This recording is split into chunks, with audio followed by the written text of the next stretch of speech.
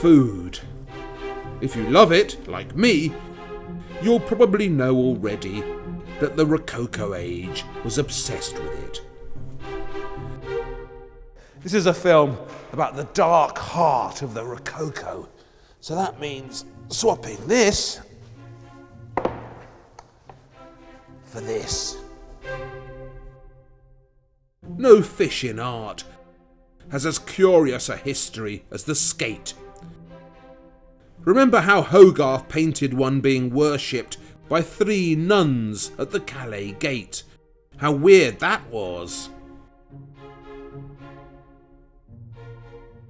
This is what's called a Ginny Hannover. It's a kind of Belgian voodoo object. It's a dried out skate which sailors in Antwerp used to sell to tourists. They told them this were the remains of a sea monster. But the most memorable skate in Rococo art was painted by one of the era's most puzzling artists, Jean Simeon Chardin. Chardin stands out because of his gloominess and his stillness. Where most Rococo art is colourful and swishy, Chardin's still lives are brown, grey and immobile.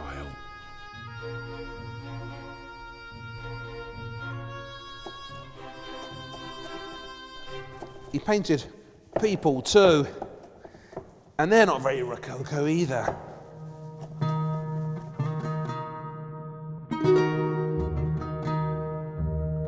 Glum young boys playing cards. Humble kitchen maids searching for nits. It's as if someone's taken the stopper out of Rococo art and allowed all the oxygen to seep out so slowly.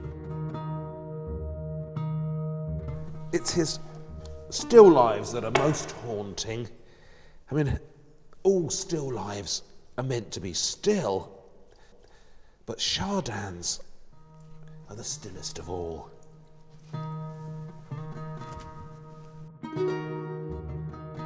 A few copper pots, a few dead animals, arranged on a silent stone slab. This is food that somehow got itself involved in a relationship with eternity.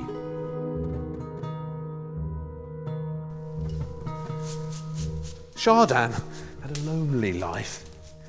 He married twice, and the first wife died after 4 years of marriage. They had a daughter, and she died too. Eventually, he married again, had another daughter, and she died too. And then his son committed suicide in Venice.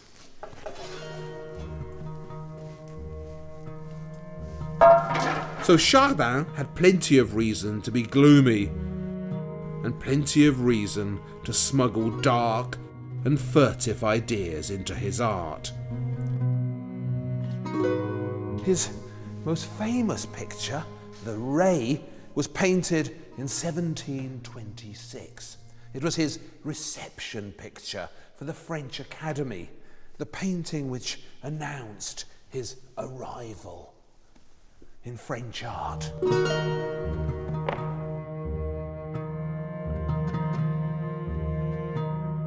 At the time, still life was considered to be a lesser genre of art, down at the bottom of the league table of important subjects, with mythology at the top. But I don't think Chardin's Ray is a mere still life.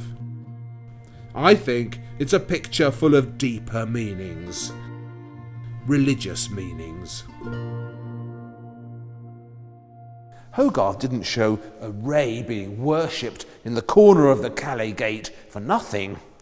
This fish was a traditional symbol of Christ, and that spook spooky face could be read by those who wished as a magically symbolic image.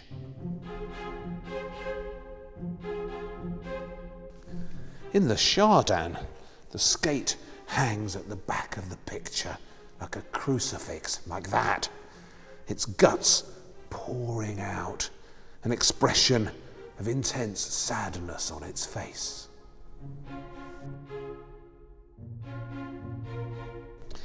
The stone table on which everything's collected is like a stone altar, and the vessels on the table have such a serious air to them. They're like the vessels you use in a sacrament.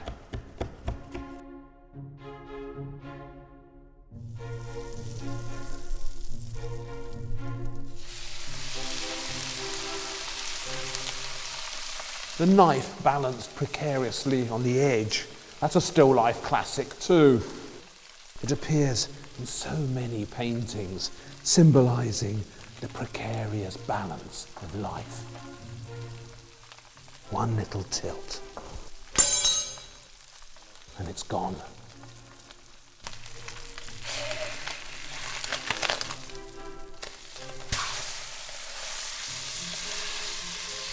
Thus Chardin's Ray is a still life masterpiece loaded covertly with dark religious meanings.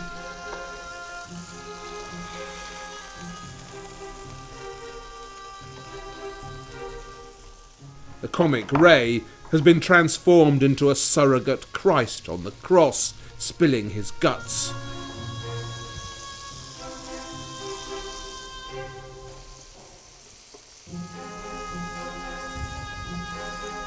The wobbling knife represents my destiny and yours. And the nasty cat grabbing the oysters, that's us again, succumbing to the sinful urges for which God has punished us. What have we done wrong? What haven't we done wrong?